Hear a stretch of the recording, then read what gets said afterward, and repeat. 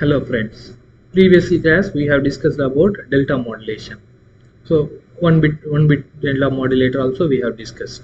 In the delta modulation, what are all the difficulties we can face? Why we should go for delta modulation to adapt to delta modulation? What is the purpose? We are going to check in this particular video. So here in delta modulation, where we will backtrace this one. So we are comparing u of t staircase approximation initially with continuous waveform. If the first relation satisfies, it will decrement. If u of t is less than x of t, it will increment. So in this way, we are converting the continuous waveform into binary waveform encoded format using digital modulation, where the step size is plus or minus delta. If increment, it will increment by plus delta, or decrement minus delta. So we have seen this one, we have seen earlier here. So if the approximation falls below signal at any sampling time, it is increased by. So the same condition only we have discussed here, decrement. So in terms of words we have given here in the slide. So here two types of distortion may occur in the delta modulation. So those two type of modulation errors are called as slope overload distortion. The first one is called slope overload distortion, which is indicated here as I marked. The second one is the granular noise. So in two different situations it will happen separately. For example, say we have the sinusoidal waveform, continuous time signal sinusoidal. So in order to encode into a digital format, we are by using delta modulation. I am just comparing u of t with x of t and incrementing the step size. Where in such case, some cases where the steep increment is there in the sinusoidal signal or continuous signal, steep increment. For example, say if I go for a sine wave, so this is the sinusoidal waveform. It is sinusoidal waveform. So in this particular area, steeply increment is there. Steep increment is there. So by that particular time, what will happen? What will happen means we have only step size as delta, small fixed delta. Previously we have only fixed delta, either plus delta or minus delta. Say it is plus 2, minus 2. So step size is fixed. It will be incremented by plus 2 volts or something like that. So are decremented by plus 2, minus 2. It will happen like that only. But here continuous time waveform is having steep increase, steep continuously, speed increase, steep increase. So that's why the staircase won't be cope up with the sinusoidal waveform like this. Previously we have seen here the staircase is coping up with, it is able to track that one. So that's why they are in sync.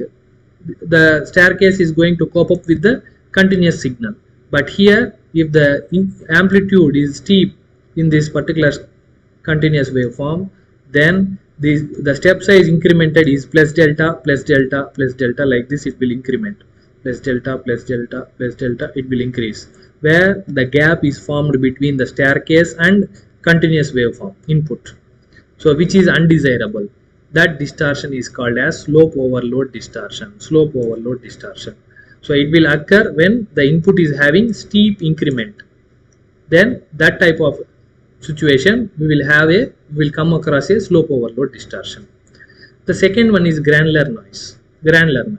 In some cases where the input is flat, so previous case we have seen steep increment of a sine waveform. So if the sinusoidal waveform or the input signal is having no considerable increment or decrement, is flat waveform, by that time what the encoding format of delta modulation, how it will happen means, so one time it will increment, one time it will decrement. See, the input waveform, continuous waveform is constant, no changes. So when I compare this u of t value, this staircase approximation u of t value with x of t continuous signal, then no considerable condition. So it won't satisfy either this or this. It won't satisfy. So confusion state. That's why it will follow such a way that one time it will decrement, one time it will increment. So it's keep on oscillating between two values called plus delta and minus delta. Say if your delta size is 2, it will oscillate between plus 2 and minus 2.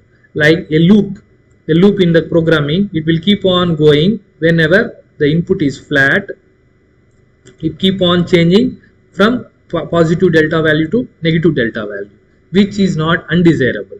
That type of noise is called granular noise, which is undesirable. So these are the two types of noises occurred in the delta modulation. So which will be very undesirable for reconstruction of the signal. That's why there is a necessity to go for adaptive step size. So the fixed step size plus delta or minus delta, we are going to change. That concept is called adaptive delta modulation, called ADM, adaptive delta modulation, where the step size is fixed, not fixed, adaptive. So if here steep increment is there, by that particular time it will increase the step size on its own, then it is able to cope up with the signal. Then this type of distortions, two distortions, can be avoided.